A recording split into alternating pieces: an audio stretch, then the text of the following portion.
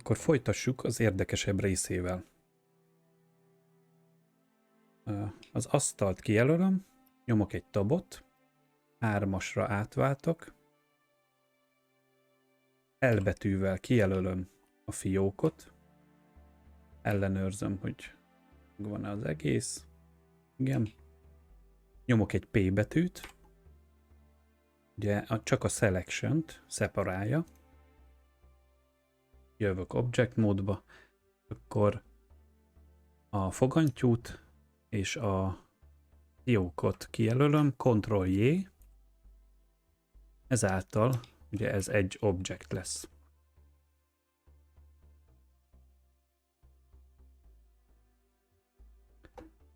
Itt összezárom ezeket az ablakokat. Az alsót egy kicsit nagyobbítom. Átváltok itt Geometry nódra. És akkor az asztalt kijelölöm. Nyomok rajta egy Ctrl-Alt. A szkélelését elfogadom. Fiókon is nyomok egy Ctrl-Alt. Ott is a szkélelést elfogadom. És középpont, az Origins ugye középen van, ez okés. Akkor az asztalt kijelölve létrehozok a Geometry Node ablakba egy new-t, egy újat.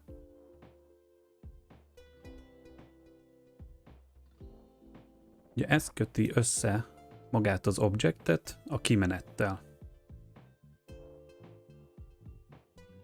Itt először nekünk kell olyan, hogy szeretnénk ugye a fiókot hozzáadni. Valahogy. Nyomok egy Shift-Alt, és Join Geometry. Ezt ide belerakom, ezzel tudunk ugye hozzáadni több dolgot a kimenethez. Ugye kell nekünk egy Object Info,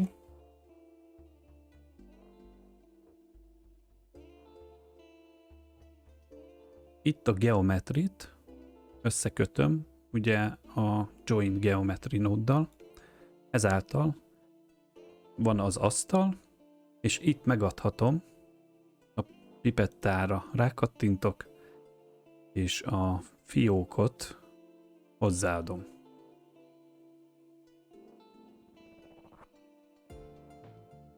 Ezzel szeretnénk ugye műveleteket csinálni, ezért behozom a Transform nódot,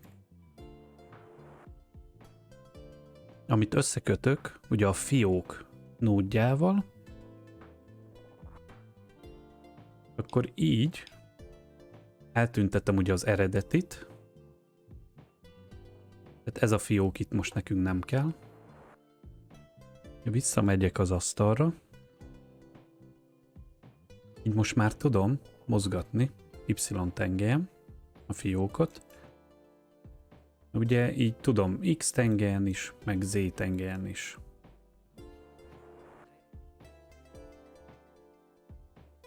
Hogyha a Translation behúzom az input mezőbe, akkor a módosítók külön tudom mozgatni Y-tengelyen, mint hogyha kihúznám a fiókot. De ugye túl is húzhatom, meg lehet Z-tengelyen is, X-tengelyen is, ezek nekünk nem kellenek. Ezért kilépek, az input mezőből törlöm ezt, behozok egy új nódot, ami a Combine XYZ, ezt bekötöm ide, és akkor ennek az Y mezőjét, vagy Y részét bekötöm az input mezőbe. Így most már itt csak az Y mezőn lehet, vagy Y-tengelyen lehet mozgatni, de még mindig bármeddig húzhatom. Itt, hogyha ez nem látszódik, akkor N betűvel előhozom, és akkor a group fülön van, ez az Y mező. Ezt át is írhatom mondjuk fiók kihúzása.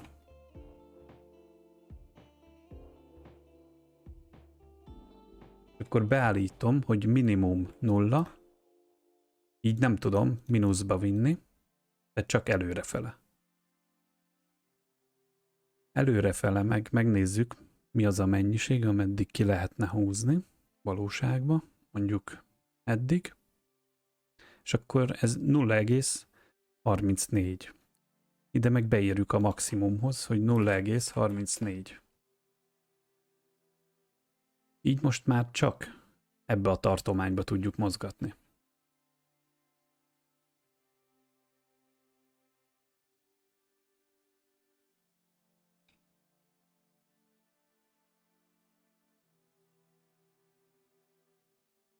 És ez azért jó, mert ezt nullára veszem, és mondjuk másolom,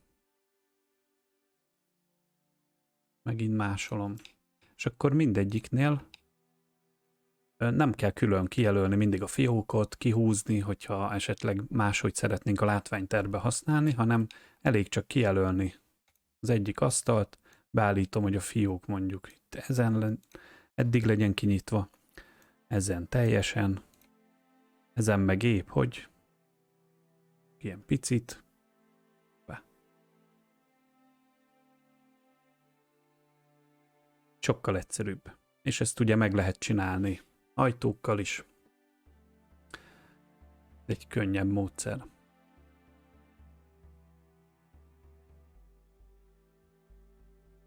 És akkor a végére még egy fontos apróság. Ugye ahogy a Geometry Node-ba beraktam a objektet, elveszítette az UV térképét. Ezért nem látjuk itt a textúrát. Ezt a shader editorba tudjuk megoldani. Annyit kell csinálni, hozzáadunk ugye egy mappinget, működne így is, hogy csináljon ő, tehát hogy generáljon hozzá egy UV-t, de ugye ez nekünk nem jó. Ezért ezt töröljük, és behozzuk az attribute nódot, a vektort bekötjük a vektorba, névnek megadjuk az UV mapet.